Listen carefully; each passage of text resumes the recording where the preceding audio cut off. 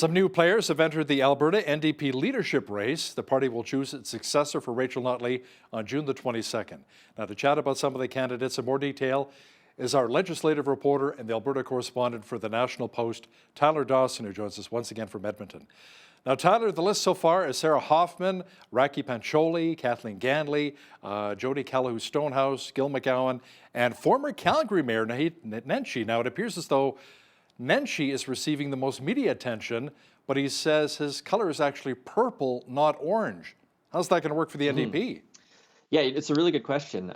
It's kind of fun because Nenshi is a bit of an outsider candidate here, which is actually, there's a parallel to be drawn with the UCP leadership race in the summer of 2022, because Danielle Smith was a little bit of a UCP outsider when she came in. So he, I think, has shaken the race up a little bit. I think Gil McGowan has too. He's the sort of firebrand president of the Alberta Federation of Labor, and he's always sort of been in, NDP circles, but he's a bit more spice maybe than your average NDP member might want. So Nenshi is going to be really interesting because, and I think we've talked about it before, there's always this tension within parties of, do you want to move to the center to try and appeal to the broadest range of voters possible? Or do you want to, stake out some pretty firm ideological positions? We see this in the United Conservative Party with, the tensions with Take Back Alberta, for example. The NDP is not, insulated from this trend. And Nenshi, I think, probably symbolizes in some ways this draw to the middle. As you say, his color, he says, is purple. He's neither orange nor blue.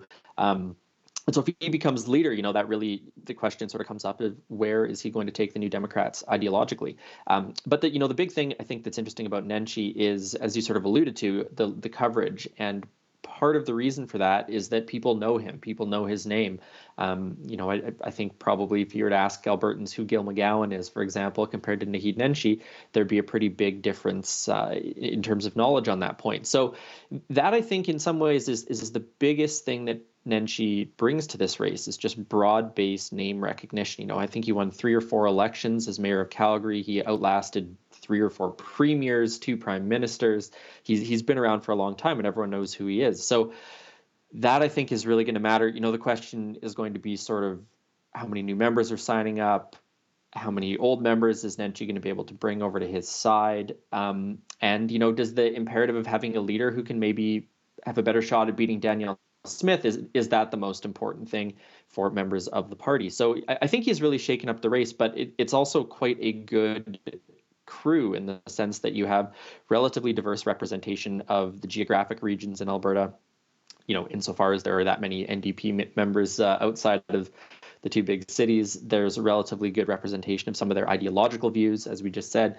Nenshi, a little more centrist. Raki Pancholi, for example, has criticized the carbon tax. You have Gil McGowan, who's a very left-wing sort of labor guy in particular. So it's shaping up, I think, to be quite an interesting race. And certainly Nenshi, by virtue of his name recognition, I think is now going to be considered the presumptive sort of front runner. Whether or not that's fair or true, a little bit harder to say, but big shakeup to the race, I think, and everyone was sort of expecting it to happen. It just happened to occur this week. Now, you mentioned Take Back Alberta earlier, Tyler, and I've noticed lately that Danielle Smith is kind of distancing herself a little bit more from the folks with Take Back Alberta. Why do you think that is? Well, I think it probably has to do with the tone that the Take Back Alberta founder and leader David Parker has taken over the past few weeks. There's been a couple really nasty personal attacks made by Parker against Nenshi, Sarah Hoffman, and he's just sort of become a little bit more of a toxic political figure, I think, than he has been in the past year or so. And Danielle Smith, to her credit, I think, at the start, when she first became premier, she said, look, I'm a premier for all Albertans. I'm not just a premier for the Take Back Alberta people or my supporters within caucus or my supporters within the party or even the people who voted for me. So I think it sort of got to the point where she had to say, this person does not speak for me, does not influence me, because there was, sort of escalating attention on Take Back Alberta's activities. So, that doesn't mean they've totally faded away. But, I do think, which changes the subject just a tad, I do think there has been a little bit of a tendency in commentary on Alberta politics to overstate the power of Take Back Alberta. The the people who've been members of the United Conservative Party for a long time, the former Wild Rosers, the former PCers, they still do have power. They are still voting on resolutions. They are still voting in, the board elections that we talked about a couple months ago. So, there's this perception, I think, that Take Back Alberta is sort of this sinister backroom organization that's pulling the strings of power. And I just don't think that's really true. I think they are a player in the landscape, and they are getting perhaps more attention than is warranted. But certainly Smith has, as you say, taken some steps to sort of distance herself from that sort of wing of the Conservative movement in the province. Now, the province also distanced itself from a tax cut for those with incomes under $60,000 a year, and that was scrapped when the latest budget came out. Why do you think they broke this promise? Well, the issue is fundamentally just one of money. In order to implement a tax cut, that obviously would have cost the government some revenue. And so they were looking at the pretty tight budget this year and thought, oh, well, geez, if we implement this tax cut, how many tens of millions of dollars are we going to lose out on?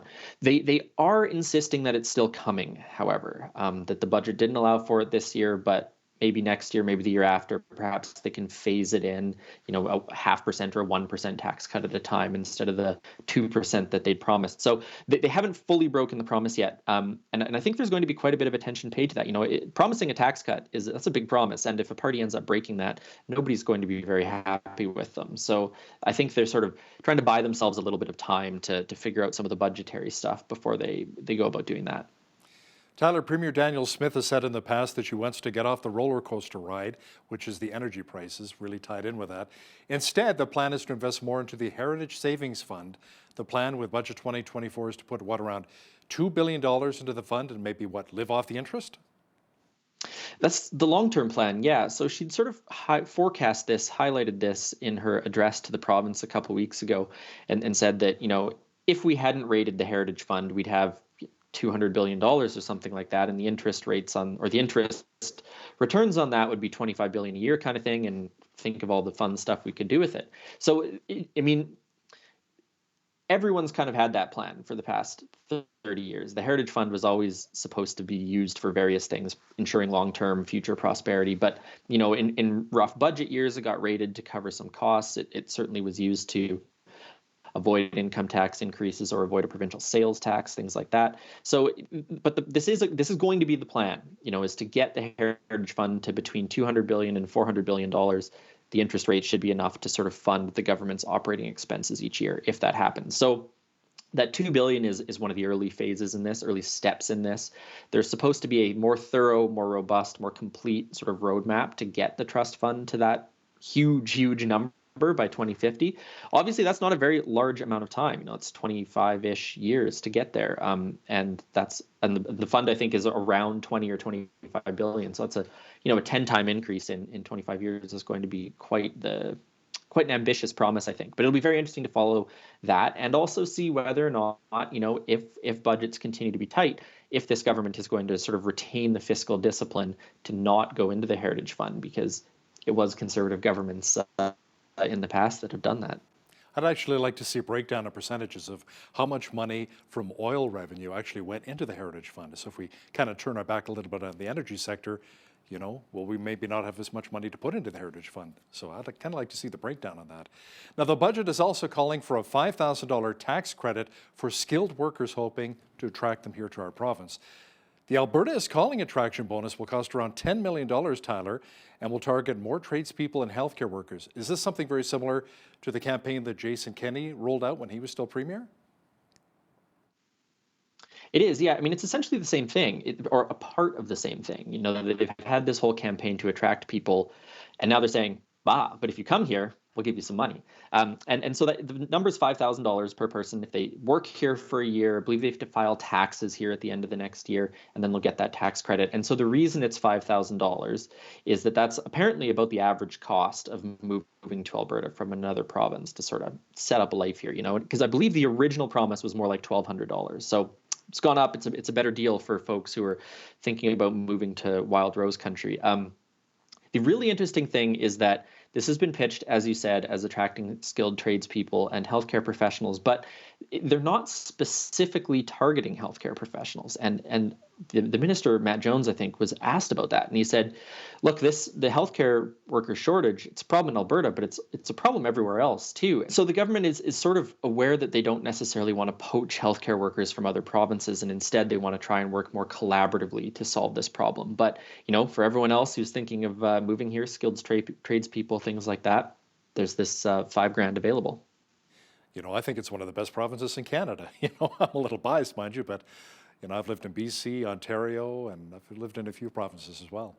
Now, the federal carbon tax is set to go up by quite a bit April 1st, Tyler. The Conservatives are demanding that the hike be paused. The Saskatchewan government is refusing to collect it altogether, but it's a little harder for Alberta to do the same thing. Can you explain why that is? Well, it's basically because Saskatchewan has Sask Power, sort of a crown corporation entity that manages what manages what would be the collection basically of the carbon tax. And so the provincial government there said Sask Power is no longer going to collect the carbon tax and remit it to the federal government. And then there was some talk about maybe the Saskatchewan government was going to have to pay that out of tax revenues. And a couple weeks back, they said, nah, we're not going to do that. So they're in a bit of a showdown with the federal government here right now. It's not clear what either side's going to do, if either side is going to blink. So Alberta just doesn't have the same sort of setup in terms of its power market that would allow the government to do that. Now, certainly the Alberta government has fought the carbon tax tooth and nail at sort of every step of the way. There was the legal fight. There's certainly been the political drum banging over the past few years about it. But the carbon tax is in such a weird place right now. You had premiers from Atlantic Canada writing letters to Trudeau saying to pause it. They already had the suspension on home heating oil earlier this year, or perhaps late last year. Very strange situation for the carbon tax. And you also have some of the NDP leadership candidates saying the policy doesn't have Albertan support and perhaps never should have been done in the first place. So very weird time for the carbon tax. And funnily enough, the thought did just occur to me as we talked about this. Alberta doesn't seem to necessarily be at the forefront of this fight anymore. A lot more attention being paid to Saskatchewan, a lot more attention in the last couple of days being paid to other premiers that have spoken out about this. So who knows? But the premier and the prime minister met today, and I can't imagine it wasn't something they talked about. Now, the province has moved to change some of the rules around our electricity market. It is somewhat complex, Tyler, but in the end, it should save consumers some money. That's the idea. And the basic problem that the government is trying to address is that electricity gets sort of put onto the market, it gets bought, resold, et cetera. And so what some power producers are able to do is they hold back some of their electricity so they can get a higher price for it. That practice is basically going to come to an end. They're going to have to put their electricity to market. They won't be able to sort of artificially inflate prices. So that ought to have some effect on bringing down Albertans' power bills. Not that electricity is the big thing we use maybe over the winter for heating our homes, but it's getting warmer and air conditioner season will be upon us, hopefully in not that much time, and electricity will start to become more important. So hopefully it'll keep bills down a little bit. Yeah, beautiful weather just around the corner here. Love it. Now, Tyler, with the full fuel tax, provincial fuel tax of 13 cents a litre back in place here in the province, to perhaps even the playing field, the Alberta government is instituting a $200 annual charge on electric vehicles. Apparently that money should help bring in around, $8 million by 2026, 2027. Now, how would that work, however, with those with hybrid vehicles? One of our producers here has a gas and electric vehicle. Is he paying for both? The provincial fuel tax plus getting hit with that annual $200 a year charge? No, hybrids are actually exempt from the electric vehicle charge. So that's just going to be on pure electric vehicles. Now, obviously, a hybrid user will be paying the fuel tax on whatever gasoline they're using.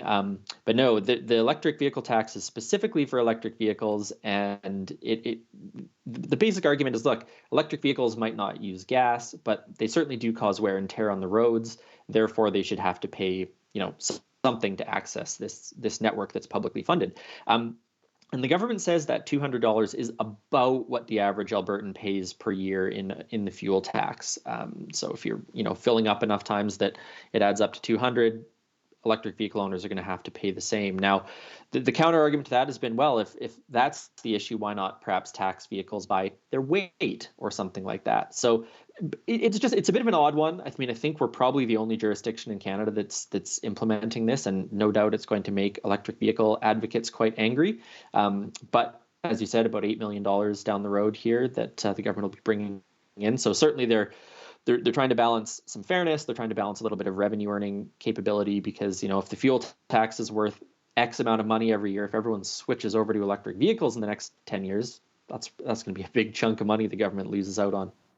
By the way, the producer I was telling you about was just jumping around and celebrating out in the control room there. So he's pretty happy to hear that. It's good to be the bearer of good news, That's right.